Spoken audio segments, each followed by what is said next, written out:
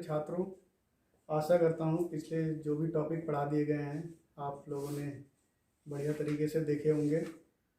और अगर कोई प्रॉब्लम भी आती है तो आप लोग पर्सनल नंबर पे मैसेज करके जो टॉपिक समझ में नहीं आ रहा है दोबारा से पूछ सकते हैं। आज हम अगले लेक्चर में इस लेक्चर में एफएमसी पावर ट्रांसमिशन में देखेंगे कंपाउंड बेल्ट ड्राइव, यौगिक पट्टा चालन क्या होता है और यौगिक पट्टा चालन का वेलोसिटी रेशियो किस तरह से निकालेंगे। तो कंपाउंड बेल्ट ड्राइव होती क्या है, हमने पिछले लेक्चर में देखा सिंपल बेल्ट ड्राइव में क्या हो रहा था कि एक चालक पुली लगी हुई थी और एक चलित पुली जिस पे पट्टा रोटेट हो रहा था। लेकिन यौगिक पट्टा चालन में क्या होगा, हमारा मध्य शाफ्ट पे दो या दो से अधिक पुलियां लगी होंगी। जिस तरह से ये चित्र में भी दिखाया गया है, ये कंपाउंड बेल्ट ड्राइव का एक चित्र बनाया गया है जहाँ पे जो ये मध्य शाफ्ट है, यहाँ टॉप व्यू में देख सकते हैं आप लोग कि मध्य शाफ्ट पे क्या है, दो पुलियों का संयोजन किया गया है। मतलब जो हमें पावर इस वाली चालक पुली पे मिल रही है वही पावर ट्रांसमिट होके कहाँ जा रही है, ये क्या बन जाएगी इसके लिए, चलित पुली।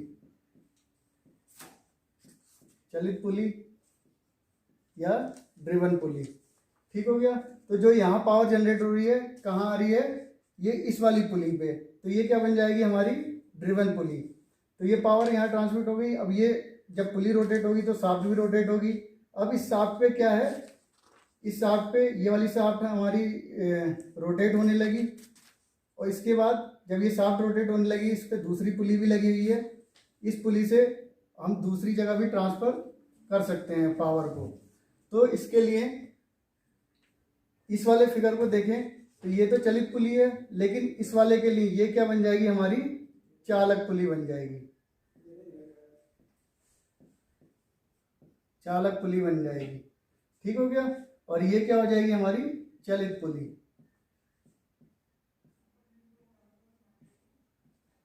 तो कंपाउंड बेल्ट ड्राइव में क्या होगा, हमारा जो मध्य शाफ्ट होगी वहां दो या दो से अधिक पुलियों का संयोजन होगा। तो हमारी ऐसी जो बेल्ट ड्राइव होगी क्या कहलाएगी, कंपाउंड बेल्ट ड्राइव। इसका वेलोसिटी रेशियो कैसे निकालेंगे, मान लीजिए जो ये वाली चालक पुली है इसका नंबर 1 दे देते हैं, इसको 2 दे देते हैं, और जो ये दूसरी चालक पुली है इसे ये नंबर 3 हो गया, और इसके जो चलित पुली बन रही है ये नंबर इसको 4 दे देते हैं।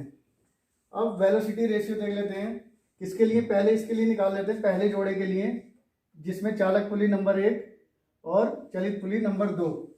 तो जोड़े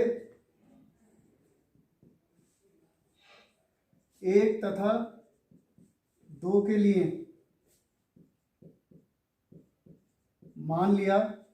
माना पुलियों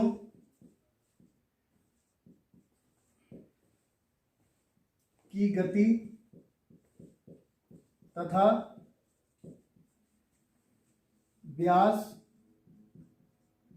क्रमशः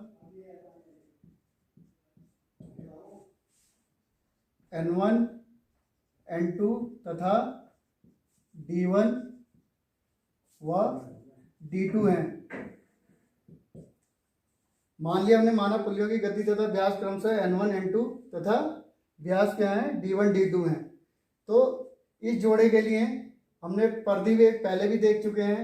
सिंपल बेल्ट ड्राइव के लिए जब वेलोसिटी रेशियो निकाला था, हमारा जो परिधि वेग है क्या हो जाएगा, पाई D1 N1, ये किसके बराबर हो जाएगा हमारा, ये पाई D2 N2 के, ठीक हो गया। यहाँ पाई से पाई कट गया, तो ये क्या हो गया हमारा, अगर N2 को N1 को यहाँ भेज दें तो N2 upon N1 equal to क्या हो जाएगा, D1 अपॉन D2।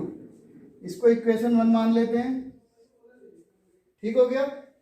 अब इसके बाद जो हमारी ये इस शाफ्ट पे दूसरी जो पुली लगी हुई है, अब ये क्या बन गई, चालक पुली बन गई और ये चलित पुली। तो अब जोड़े 3 और 4 के लिए हम क्रमशः इसी तरह मान लेंगे, पुलियों की गति तथा व्यास क्रमशः मान लिया क्या है, N3, N4 तथा व्यास D3 और D4 हैं।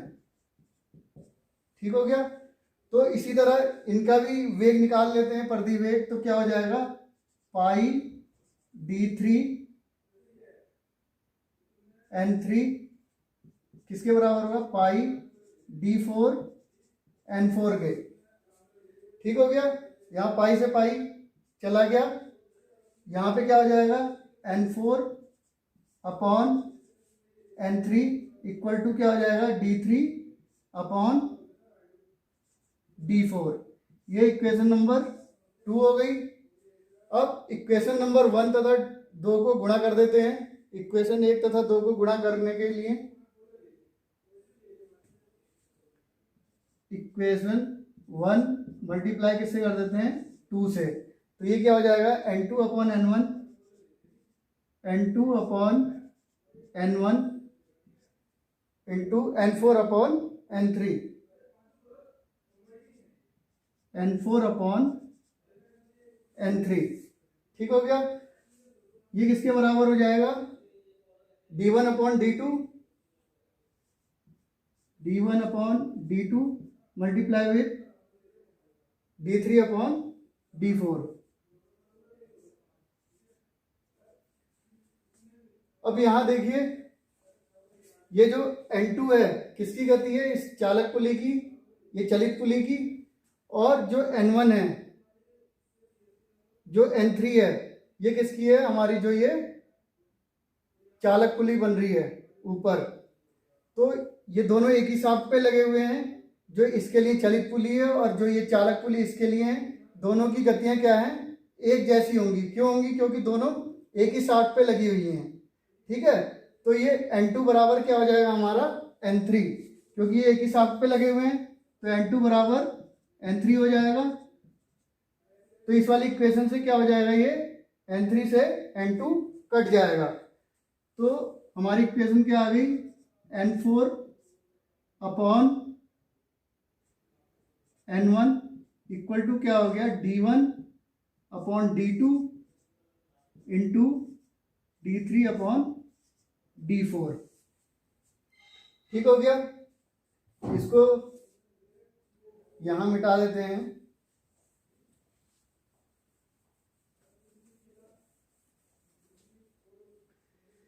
तो इसको हम किस तरह से लिख सकते हैं, N4 अपॉन N1 किसके बराबर हो जाएगा, D1 इंटू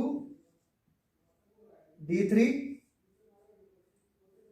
बट्टे D2 इंटू D4। तो D1 और D3 क्या है, ये चालक पुली है। और D3 क्या है, ये भी चालक पुली है। इस वाली शाफ्ट पे जो ये 3 है, ये भी चालक पुली है। तो इसको क्या लिख सकते हैं, चालक पुलियों का गुणनफल।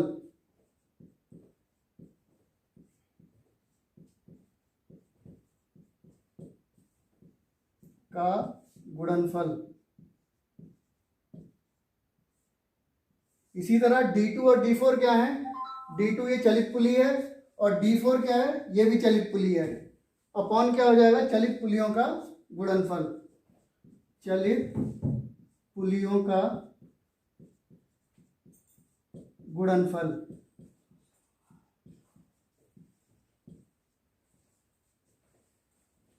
ये आ गया, ये निकल गया। तो हमारी परिभाषा कंपाउंड बेल्ट ड्राइव के वेलोसिटी रेशियो की क्या बन जाएगी, चालक पुलियों के गुणनफल तथा चलित पुलियों के गुणनफल के अनुपात को क्या कहते हैं हम, कंपाउंड बेल्ट ड्राइव का वेलोसिटी रेशियो। अब इसी में जो हमने 3 कंडीशनें पढ़ रखी हैं, अगर यहाँ पट्टे की मोटाई T दी गई हो, ये किस कंडीशन में है, यदि पट्टे की मोटाई नगण्य हो। पट्टे की मोटाई नगण्य हो तो हमारा ये फार्मूला काम करेगा।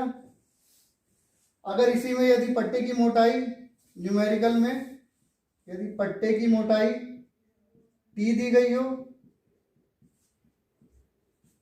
T हो, तो हमारा वेलोसिटी रेशियो क्या हो जाएगा, N4 upon N1 equal to किसके हो जाएगा हमारा, d1 plus T into d3 plus T upon d2 plus T into d4 plus T.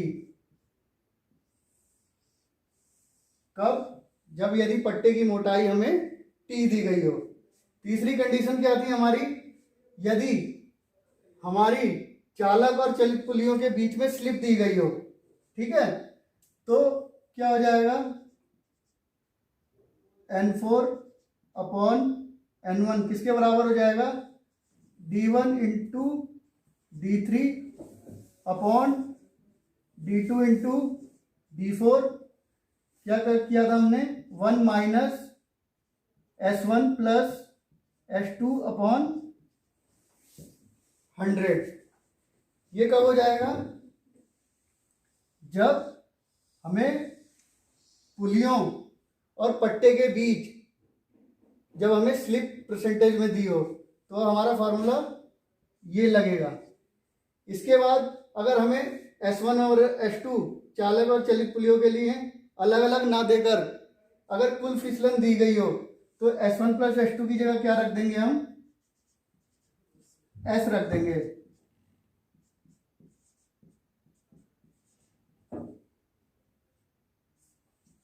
D2 into D4 1 minus S upon 100।